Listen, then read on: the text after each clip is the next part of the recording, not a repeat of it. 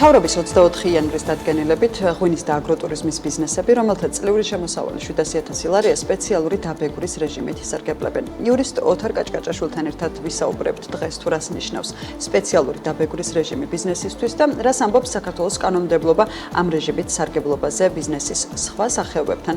დაკავშირებითაც ოთარ კაჭკაჭაშვილი იურიდიული კომპანია OKNCG-ის დამფუძნებელი და დირექტორია. დღეს ჩვენი სტუმარი. დილამშვიდობისა. დილამშვიდობისა. იხარია თქვენი მოგზაურობა. დიდი მადლობა მოწვევისათვის. მინდა ესე ვთქვათ, პირველი ეთერია ამ წელს ჩემი თქვენთან. გისურვოთ წარმატებული წელი. პირველ რიგში სოლიდარობა მინდა გამოვხატო ყველა იმ დაკავებულის მიმართ, რომელიც აი ამ საქართველოს ინტერესებისთვის და ისჩებიან და საქართველოს ინტერესების დაცვისათვის არიან ჟურნალისტები, მსახიობები, ან არა აქვს მნიშვნელობა, ისინი რა პროფესიის ადამიანები არიან, ვინც ახლა საპატიმროში არიან, ან რაც მათ მიმართ უკანონო სამართალწარმოება მიმდინარეობს, ყველას მიმართ მინდა გამოთქვა სოლიდარობა და ძალიან გასაოცარი ფაქტია და მეც დავემატებ იმ ადამიანთა რიცხვს, რომლებიც აპროტესტებენ ამას და უბრალოდ წარმოუდგენელია ჩემთვის, რომ ამდენ ადამიანს წარუდგინო ბრალი და არც ერთი ადამიანის მიმართ არ იქნეს გამოყენებული აღკვეთის ღონისძიება, გირაო ან სხვა ფორმა და ისე აწარმოო დიახ ეს ალბათომზე ამაღლობელზეც ანალოგიური გავრცელება ქალბატონი მზიას შემთხვევა აბსოლუტურად ცალკე განსახილველი საკითხია და ვფიქრობ რომ ეს პერიოდი ჩვენი ისტორიის ერთ-ერთ ძალიან დიდ ლაქად დარჩება. მადლობა ამ შესწავლისთვის. ბატონო ოთარ, მე მინდა თემიდან გამომდინარე, რომელიც ეხება საშეღავათო რეჟიმს, საუბარი არის ძირითადში, როგორც ვხვდებით, 24 იანვრის დადგენილებით ღვინისა და აგროტურიზმის შესახებ. ის რაშიც კარგად გამეცადინეთ თქვენი რუბრიკისა, თქვენ და ნინი ლონგურაშვილი, მინდა ანალოგიურად წარმოვიდგინოთ შემდეგი რა.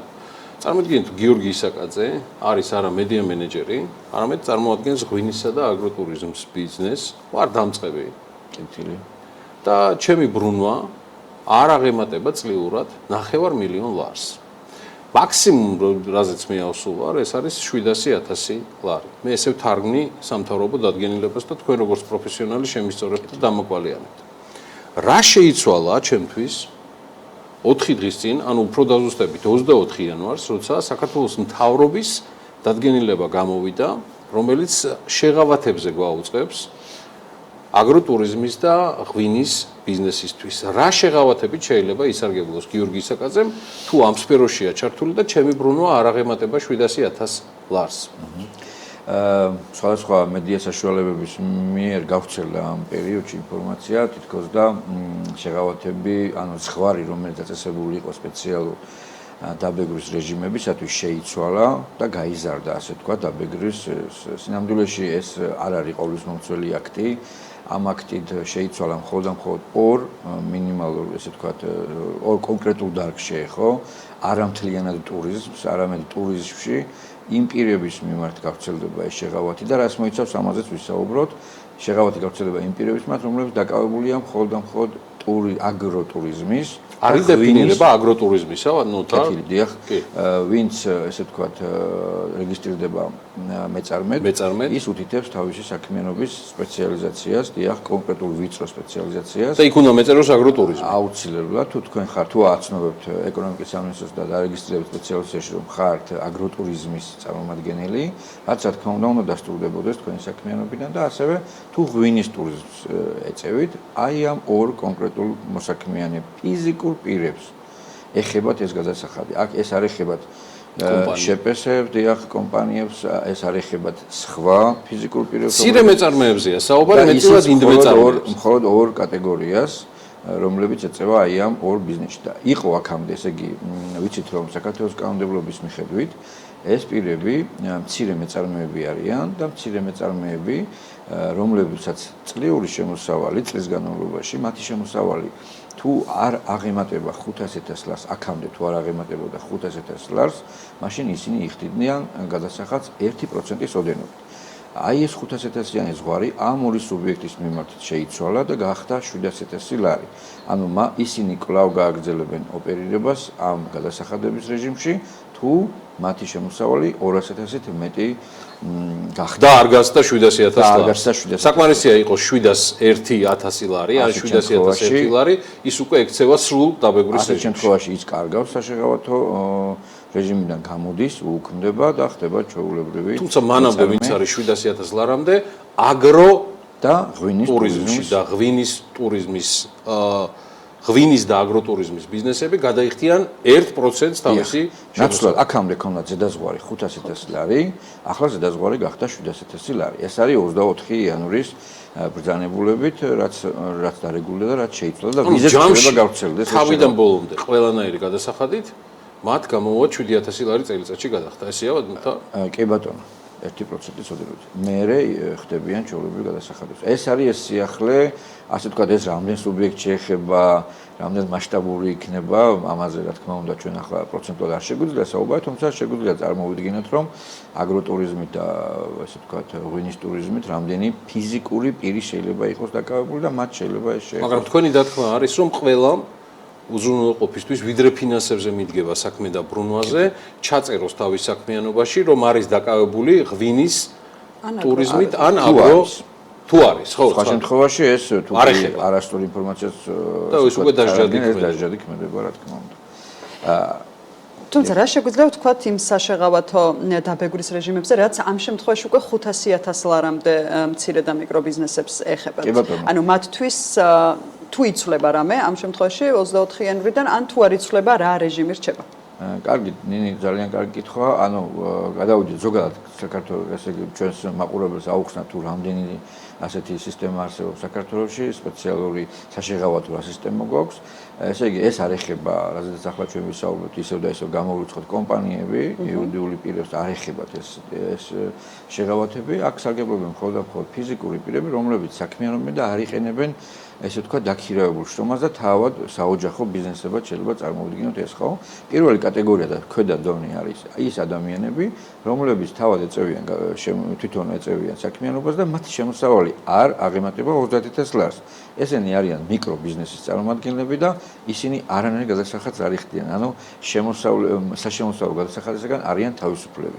ეს არის ყველაზე სუბუქი კატეგორია და მასშტაბიც 30.000 ლარი მეტყველებს მათი საქმიანობის დიაპაზონზე, ხო? მეორე კატეგორია, რასაც ახლა ჩვენ 30.000 წლიური შემოსავალი ბრუნვა, დიახ. ხოლო მეორე კატეგორია, რომელიც შედარებით უფრო გავრცელებული ფორმაა ფიზიკურ პირებში, ისინი ვალდებულები არიან დარეგისტრირდნენ ინდ მეწარმედ, აი როცა ჩვენ საუბრობთ, უნდა მიუთითონ თუ არა თავიანთი საქმიანობის შესახებ, აქვე აკეთებენ განაცხადს, რომ მათ სურს იყვნენ აი ამ საშეღავათო დაბეგვის რეჟიმში, ანუ ისინი მათ უნდათ იყვნენ მცირე მეწარმეთა კატეგორიაში, შესაბამის განაცხადს აკეთებენ და საგადასახადო ორგანოდან მოძდით მათ სერტიფიკატი, რაც ადასტურებს, რომ ის ამ რეგისტრაციის დროიდან წარმოადგენს საშეღავათო გადასახადის მქონე სუბიექტს, ანუ მცირე მეწარმეს. და აი აქ უკვე ის 500.000 ლარიანი დიაპაზონი ერთვებათ, რა ფარგლებშიც მათ გადასახადი გადაიხდები, მათ ისინი იხდიან მხოლოდ და მხოლოდ 1%-ს, ისინი არ იხდიან საშემოსავლო გადასახადს. თუმცა აქ ერთი კიდე თავისებურებაა მეწარმეებისათვის, რომ მათ შეუძლიათ დადგნენ DGG-ს გადამხდელად, რადგან 500.000-ია, ვიცით რომ 100.000 ლარიდან DGG-ს გადასახადი წარმოგვეშვება, ფიზიკური პირი ვიქნებით თუ არა და მათ შეუძლიათ ჩაითვალონ ნებისმიერი ტიპის ესე ვთქვი ოპერაციიდან, რაც კიდე ერთ დამატებით შეთავაზებას აძლევს მეწარმეებს. მოკლედ ეს სრულდება. კი, კარგია, სასურველი იყო რომ მცირე მეწარმეებზე მთლიანად გაზრდილიყო აი ეს ზღვარი და 500.000-ის ნაცვლად ყოფილიყო ყველაზე 700.000 ლარი ან მეტი, თუმცა ნუ როგორც ჩანს ესეთი ცვლილება არის და მხოლოდ ვიწრო კატეგორია შეეხო ისიც დაუშვათ მეღვინეობას და აგროტურიზმის ნაწილში. აი ეს არის რაც შეგვიძლია ვისაუბროთ ცვლილება 24 იანვრიდან. ოთარ, ამ შემთხვევაში თუ მსურს რომ ვისარგებლო იმ 500.000-იანი ზღვის ფარგლებში საშეღავათო დაბეგვრის რეჟიმით, რა უნდა გააკეთოს მოქალაქემ იმ შემთხვევაში რომ გახდეს მიკრო ან მცირე ბიზნესი, ან ამ შემთხვევაში ფიქსირებული გადასახადის გადამხდელის სტატუსის მქონე პირი. კი ბატონო, ნაწილობრივ უკვე მაგ საკითხზე ვისაუბრეთ, თუმცა არ გვითქვამს ფიქსირებული გადასახადის. მესამე კატეგორია არსებობს, სამივე სუბიექტმა, რაც თქვენ ჩამოთვალეთ კითხვაში, სამივე სუბიექტი ვალდებულია რეგისტრაციისას შესაბამისი განაცხადი გააკეთოს. ვინ უნდა რომ იყოს? ანუ თუ ის პროგნოზირებს, რომ მას შემოსავლები ექნება 30,000 ლარამდე, მაშინ უნდა თქვას, რომ ის უნდა იყოს მიკრომეწარმე და მიიღებს შესაბამის შეღავათებს. ხოლო თუ განაცხადებს, რომ უნდა მას მცირე მეწარმე იყოს, მაშინ მიიღებს მცირე მეწარმისათვის. მაგრამ თუ უნდა რომ ესე ვთქვათ ფიქსირებული გადასახადის გადამხდელი გახდეს, შესაბამისი განაცხადი უნდა გააკეთოს. ეს ძალიან თავისებური გადასახადის ფორმაა, ფიქსირებული ნიშნავს, როცა კონკრეტული ერთ რაღაცა გადასახადს უწესებს სახელმწიფო, არა 1%-ს, არა რაღაცა საშემოსავლო გადასახადს, არამედ ფიქსირებულ გადასახადს. ამას საზღვაო სპეციალური კომიტეტი ჩამონათვალია ამ საქმიანობის და ეს შესაძლებელია იყოს წელიწადში 2-3000 ლარი ასეთი ტიპის დაბალი გადასახადი შეიძლება გადაიხადოს ფიქსირებული გადასახადის გადამხდელმა. ესე იგი ტარდება იმ საქმიანობის ექსპერტიზა და სახელმწიფო უწესებს რაიმე ერთ ფიქსირებულ გადასახადს წლის განმავლობაში და ესეც აი ამ კატეგორიაში გადის, მცირე მეწარმეთა კატეგორიაში, ოღონდ აი ამ განსხვავებული ფორმით იხდის. ამ ფიქსირებულ გადასახადსაც არ ეხება ეს შეღავათი, არ ვრცელდება ეს ზღვარი მათთან მიმართებაში. აქაც ხო, ფიქსირებული გადასახადის გადამხდელთან თავისებურება ის გვაქვს, რომ მას არ შეუძლია იყოს დღგ-ს გადამხდელი, თუ ის გახდა დღგ-ს გადამხდელი, ის მერე მას ეხსნება ეს თავისებურება. მოკლედ, მთელი ესე ვთქვათ ერთგვარი თამაშია, ხო, სახელმწიფოსა და მეწარმეთა შორის თამაში წესებია დადგენილი და რა ვიცი, ყველა მეწარმეს ფიზიკურ პირს შეიძლება ითქვას, რომ თავიდან დასაწყისისას საქმიანობისას სწორად უნდა ორიენტირდეს თუ რა ექნება, რა უნდა პროგნოზი გააკეთოს, რაც დღევანდელ ჩვენს ქვეყანაში პრინციპში შეუძლებელია, თუმცა მაინც იმის და მიხედვით განაცხადი უნდა გააკეთოს თუ სად ექნება მას სამომავლო და თუ ვინმეს რაიმე კითხვები დაგჭათ, გულისხმობ იმ თემებზე, რაც ჩვენ ახლა ვმსჯელობთ, მიმართეთ იურიდიულ კომპანია OKNCG-ს, ბატონი ოთარ კაჭკაჭაშვილის კომპანია არის და მისი პარტნიორებისა და მიიღებთ ამასთან დაკავშირებით საკმაოდ კვალიფიციურ კონსულტაციას, იქნება ხართ, რა ვიცი, ინდმეწარმე, მცირე საშუალო თუ მსხვილი ბიზნესის წარმომადგენელი. უკაცრავად. მადლობა. ოთარ სტუმრობისთვის და საინტერესო საუბრისთვის ოთარ კაჭკაჭაშვილი იურიდიული კომპანია OKNCG-ს დამფუძნებელი და დირექტორი იყო საქმიანი დილას სტუმარი